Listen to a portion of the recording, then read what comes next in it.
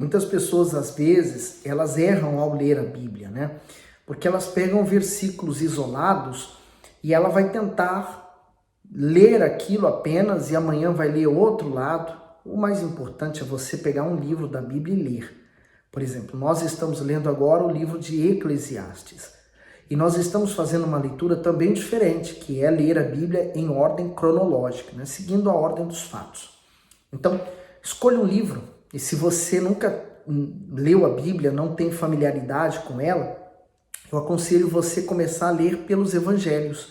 Um excelente livro de fácil compreensão é o livro do apóstolo João. O seu Evangelho, o primeiro que leva o seu nome, é um excelente livro para você começar a leitura da Bíblia. E claro, se você quiser, nos acompanhe aqui por esse canal. Através dessa meditação, eu estou aqui para ajudá-lo a ler. Mas não se prenda apenas a essa leitura, porque ela é muito pouca. Faz sua parte também, tá bom? Vamos pedir a direção de Deus hoje, Eclesiastes capítulo 10. Meu Deus, eu louvo e agradeço, Senhor, por poder meditar na Tua palavra, Tua lei. E eu peço que o Senhor fale conosco, abrindo o nosso entendimento, nos fazendo entender a Tua vontade através dela. Assim seja. Amém. Versículo 1. Assim como as moscas mortas fazem exalar mau cheiro e inutilizar o unguento do perfumador, assim é para o famoso em sabedoria e em honra um pouco de estultícia. O comentário diz assim: assim como a mosca morta estraga completamente o unguento, um pouco de insensatez arruína a vida e a honra de uma pessoa. Isso significa que não é preciso uma pessoa cometer muitos erros para se tornar infeliz ou se destruir. Basta uma má escolha para que anos de boas atitudes se percam. Parece contraditório alguém cheio de sabedoria agir sem capacidade de discernir o certo do errado. Mas é exatamente isso que tem acontecido na vida espiritual de muita gente. Um deslize na fé por causa de uma artimanha sutil do diabo e surge a queda. A consequência é o mau cheiro que passa a ser exalado no lugar do bom perfume do Altíssimo. Esse cheiro não é literalmente cheiro, mas são as atitudes, né? O testemunho que a pessoa passa a dar. Tem pessoas que elas frequentam a igreja, mas a vida dela fora da igreja dá um péssimo testemunho. Então ela evangeliza até contra a Cristo. 2. O coração do sábio está à sua direita, mas o coração do tolo está à sua esquerda. E até quando o tolo vai pelo caminho, falta-lhe o seu entendimento e diz a todos que é tolo. Levantando-se contra ti o espírito do governador, não deixes o teu lugar, porque a submissão é um remédio que aplaca grandes ofensas. O comentário diz assim: a submissão é um remédio. Sobre a repreensão de um líder, o melhor a ser feito é manter a serenidade e a humildade. Uma atitude ou palavra precipitada, guiada pela emoção do momento, pode fazer a pessoa cometer erros sérios. Por meio da ação do Espírito Santo em nossas vidas, temos mansidão para agir em situações difíceis. Gálatas 5, 22, ele diz: mas o fruto do Espírito é amor, gozo, paz, longanimidade, benignidade, bondade, fé, mansidão, temperança. Esses frutos é encontrado através da ação do Espírito Santo na vida de uma pessoa. São frutos naturais, né? Ela não precisa esforçar para apresentá-los. Eles simplesmente estão lá. 5. Ainda há um mal que vi debaixo do sol, como o erro que procede do governador. A estultícia está posta em grandes alturas, mas os ricos estão assentados em lugar baixo. Vi os servos a cavalo e os príncipes andando sobre a terra como servos. Quem abrir uma cova, nela cairá, e quem romper um muro, uma cobra o morderá. Aquele que transporta pedras será maltratado por elas, e o que racha lenha expõe-se ao perigo. Se estiver embotado o ferro e não se afiar o corte, então se deve redobrar a força, mas a sabedoria é excelente para dirigir. Seguramente a serpente morderá antes de estar encantada, e o falador não é melhor. Nas palavras da boca do sábio há favor, porém os lábios do tolo o devoram. O comentário do bispo diz: a palavra na boca dos sábios são sinceras e benevolentes. São capazes de mudar qualquer situação porque vêm carregadas de fé. Assim motivam o abatido e revigoram as forças do cansado. Palavras de vida satisfazem a alma aflita e trazem consigo o renovo. Seguindo para o 13. O princípio das palavras da sua boca é a estutícia e o fim do seu falar um desvario péssimo. O tolo multiplica as palavras, porém o homem não sabe o que será. E quem lhe fará saber o que será depois dele? O trabalho dos tolos, a cada um deles fadiga, porém, porque não sabem como ir à cidade. Ai de ti, ó terra, quando o teu rei é uma criança e cujos príncipes comem de manhã. Bem-aventurada tu, ó terra, quando o teu rei é filho dos nobres e teus príncipes comem a tempo para se fortalecerem e não para a bebedice. Por muita preguiça se enfraquece o teto, e pela frouxidão das mãos a casa goteja. O comentário diz: preguiça. Há quem use todas as forças para iniciar a construção da sua casa, porém não tem o mesmo vigor para sustentar e conservar o que construiu. Salomão adverte que essa indolência faz o telhado se abalar, até que todo o teto desabe. Com isso, a casa que foi edificada vai à ruína.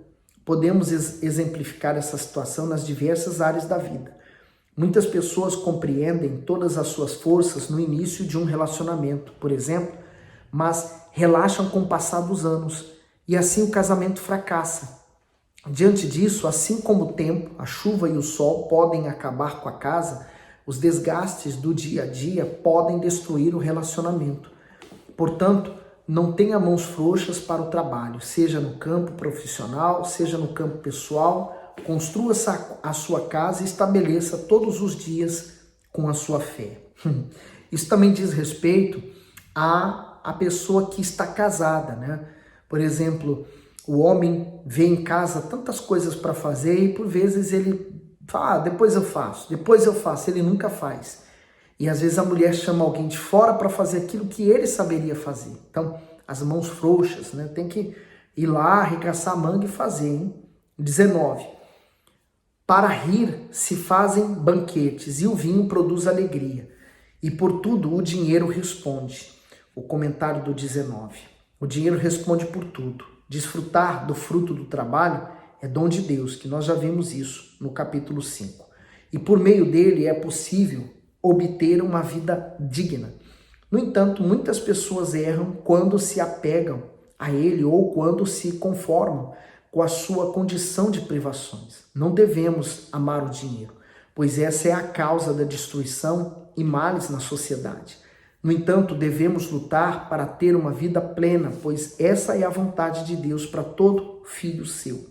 Então, Deus, através do seu Filho, disse: eu vim para dar vida e vida com abundância. Essa vida abundante, ela não vem simplesmente por vir, ela vem porque ela é conquistada. Seguindo para o 20. Nem ainda no teu pensamento amaldiçoes ao rei, nem tampouco no mais interior da sua recâmara amaldiçoes ao rico, porque as aves dos céus levariam a voz e os que têm asas dariam notícias do assunto. Não fale das autoridades. Isso é prejuízo para a sua vida, né? Se você tem algo contra alguém, uma autoridade, ore por elas, ore por ele, né? Se tem algo contra o seu pastor, ele feriu você, fez algo, cometeu uma injustiça contra você, ore por ele. Se é desvio de caráter, você deve procurar a liderança. Mas se é um erro banal, ore por ele, seja misericordiosa. Eclesiastes capítulo 11. Lança o teu pão sobre as águas, porque depois de muitos dias o acharás. O comentário do versículo 1. Lançar o teu pão. O pregador provavelmente cita o comércio marítimo de grãos feitos com os povos vizinhos.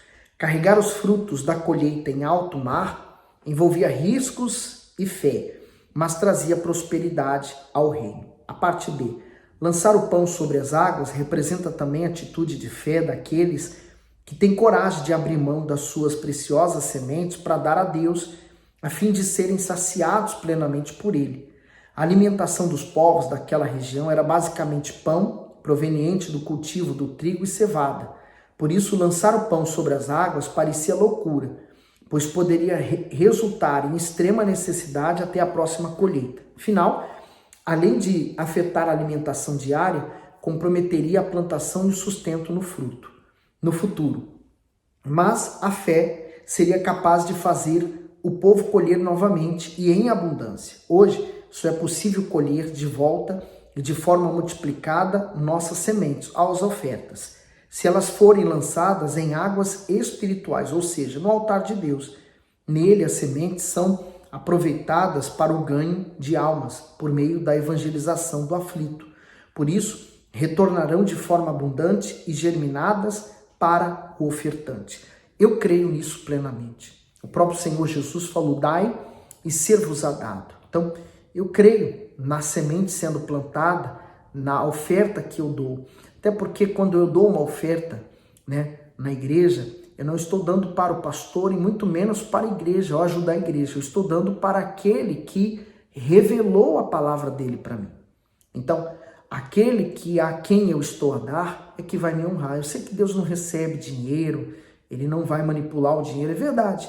A igreja vai, mas está lá escrito em Malaquias 3,10, a manutenção da casa de Deus ela é feita com os dízimos e ofertas. Então, quem vai usar os dízimos e ofertas é a administração da igreja. Eles sabem como vão usar. E se estiverem roubando, o problema já não pertence a mim, pertence a ele. Então, se alguém vai errar, não seja eu, que seja quem vai administrar aquilo para frente. No 2, reparte com 7 e ainda até com 8, porque não sabes que mal haverá sobre a terra. Comentário do 2. Repartir o pão significa generosidade.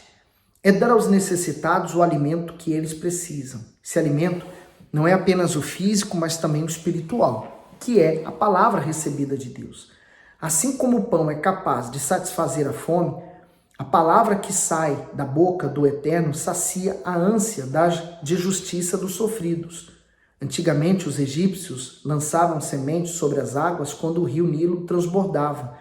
Quando as águas baixavam, os grãos pareciam perdidos, mas no devido tempo davam seus frutos. Da mesma forma, devemos plantar a semente da palavra no coração das pessoas, pois por meio do Espírito Santo ela frutificará e trará salvação. Por isso, nossa maior preocupação é estar semeando. É como nesses momentos que nós estamos lendo, na verdade eu estou lançando a semente. Aonde ela vai cair eu não sei, mas tenho certeza que alguém eu vou poder ajudar através da palavra de Deus. No 3, estando as nuvens cheias, derramam a chuva sobre a terra, e caindo a árvore para o sul ou para o norte, no lugar em que a árvore cair, ali ficará. Quem observa o vento nunca semeará, e o que olha para as nuvens nunca cegará. O comentário diz: quem observa o vento nunca semeará. A acomodação deixa as pessoas sempre na estaca zero. Ficam paradas no tempo porque esperam condições para alavancar a vida e tomar atitudes. No passado, os servos de Deus obtinham êxito quando, sem olhar para as circunstâncias, agiam a fé. Olha lá, Gênesis 22, do 3 ao 5. Então, se levantou Abraão pela manhã de madrugada, albardou o seu jumento e tomou consigo 2 de seus moços, Isaque seu filho, e cortou lenha para o holocausto, e levantou-se e foi ao lugar que Deus lhe dissera. Ao terceiro dia levantou Abraão os olhos e viu o lugar de longe, e disse Abraão ao seu moço: ficai-vos aqui com o jumento, e eu e o moço iremos até ali, e havemos adorado, tornaremos a vós. 1 Samuel 17, 49 diz: e Davi pôs a mão no alforje e tomou dali uma pedra e com a funda lhe atirou e feriu o filisteu na testa. E a pedra se lhe encravou na testa e saiu sobre o seu rosto e caiu sobre o seu rosto em terra. Assim Davi prevaleceu contra o filisteu com uma funda e uma pedra e feriu o filisteu e o matou sem que Davi tivesse uma espada na mão. 1 Reis 18, 36 diz: sucedeu que no momento de ser oferecido o sacrifício da tarde, o profeta Elias se aproximou e disse: ó Senhor, Deus de Abraão, de Isaque e de Israel, Manifeste-se hoje que tu és Deus em Israel e que eu sou teu servo, e que conforme a tua palavra fiz todas essas coisas. Responde-me, Senhor, responde-me, para que este povo conheça que tu és o Senhor Deus, e que tu fizeste voltar o seu coração. E então caiu o fogo do Senhor e consumiu o holocausto, e a lenha, e as pedras, e o pó, e ainda lambeu a água que estava no rio. Segundo Reis 1:12, respondeu Elias: se eu sou homem de Deus, desça fogo do céu, e te consuma a ti os teus 50. Então o fogo de Deus desceu do céu e o consumiu a ele e os seus 50. Continuando no comentário do bispo, aqueles que esperam que o vento cesse e as nuvens surjam para trazer chuva sobre as suas sementes, jamais obterão êxito. Se não houver a ação da fé, não há como alcançar os benefícios oferecidos por ela. Não adianta dizer que possui fé, é necessário fazer o que ela pede. A acomodação leva ao fracasso. Por isso que quem só observa não consegue vencer. Por exemplo, a pessoa que não manifesta sua fé, ela não consegue prevalecer sobre os problemas. Por isso que está escrito que sem fé é impossível agradar a Deus. Então eu também posso dizer, sem fé é impossível você plantar e colher, porque se você não tem fé, você nem sequer vai plantar. Então é impossível, sem fé, você ser curado, sem fé, você alcançar emprego, sem fé, você casar, sem fé, você restaurar a sua vida, enfim. Sem fé é impossível você ter as conquistas. No 5. Assim como tu não sabes qual o caminho do vento, nem como se formam os ossos no ventre da mulher grávida, assim também não sabes as obras de Deus que faz todas as coisas. Pela manhã semeias a tua semente, e à tarde não retires a tua mão, porque não sabes qual prosperará, se esta, se aquela, ou se ambas serão igualmente boas. Certamente suave é a luz e agradável é aos olhos ver o sol. Então, não importa qual vai prosperar, né? O que importa é que você não desista de fazer o que você tem que fazer, fazer o que é certo. No 8, porém, se o homem viver muitos anos e em todos eles se alegrar, também se deve lembrar dos dias das trevas, porque hão de ser muitos. Tudo quanto suceder é vaidade, sucede a vaidade.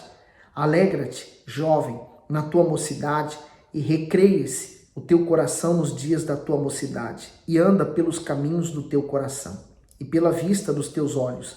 Sabe, porém, que por todas essas coisas te trará Deus a juízo. O comentário diz: alegra-te.